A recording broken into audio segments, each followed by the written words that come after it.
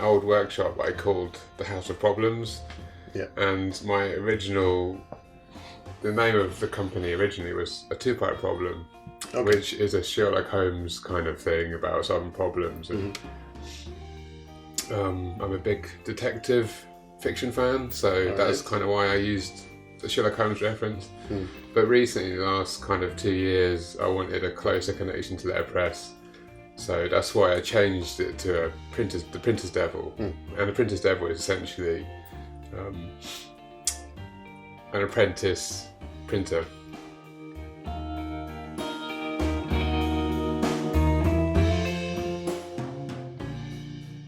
The last kind of few months or so, I've kind of like started to.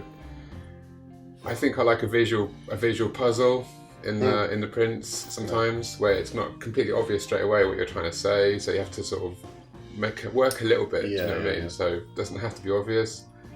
Those kind of little visual puzzles. Then you start reading things less as stacked and centered. You start reading them slightly differently. You know, it becomes more interesting, I think.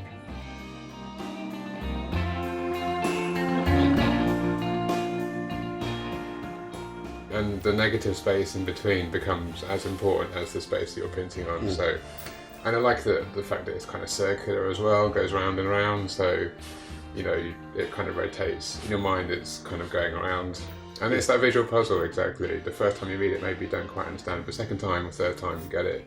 And that's a nice kind of jump.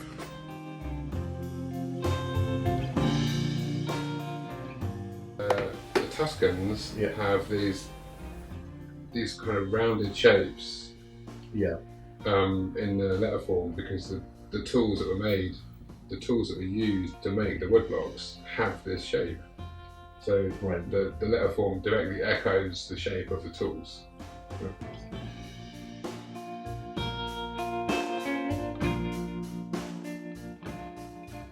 But actually it was good, the lockdown, for me. It kind of changed a few things for me. I didn't have to prove my designs, and I didn't have to negotiate my prices with anybody. So if I liked something, that was it. It was enough, and I set my own prices. So that was all very liberating. The whole lockdown thing.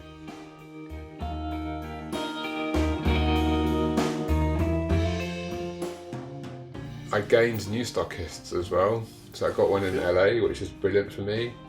And they bought loads of prints of me, and they were doing paste ups out there in LA as well.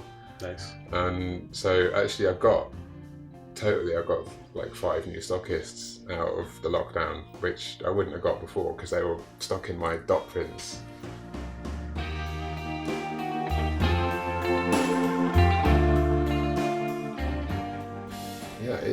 It just freed me up to experiment more. Exactly that, because before maybe you have to make it kind of stacked and centered to appeal to most people. Right.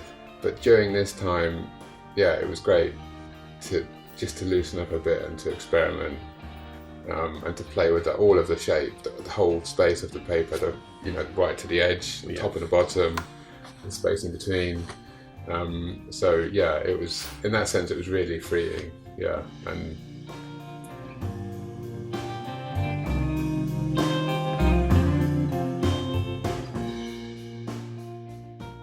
that's the old way of working, for sure. But that would be old normal for me now. I would say that would be the old normal, which wasn't working for me at all.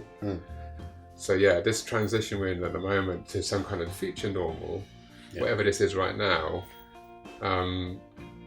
this is an interesting time as well, because this is a temporary next step to getting back to some kind of normal, right? Exactly, and I think this is a much more healthy environment. People working at home more, the commute to work is, it's no one enjoys that. Yeah, no. What I mean? Well, not everyone enjoys that. Do you know what I mean? The office environment, those things. So people start to question all that stuff, which is really healthy.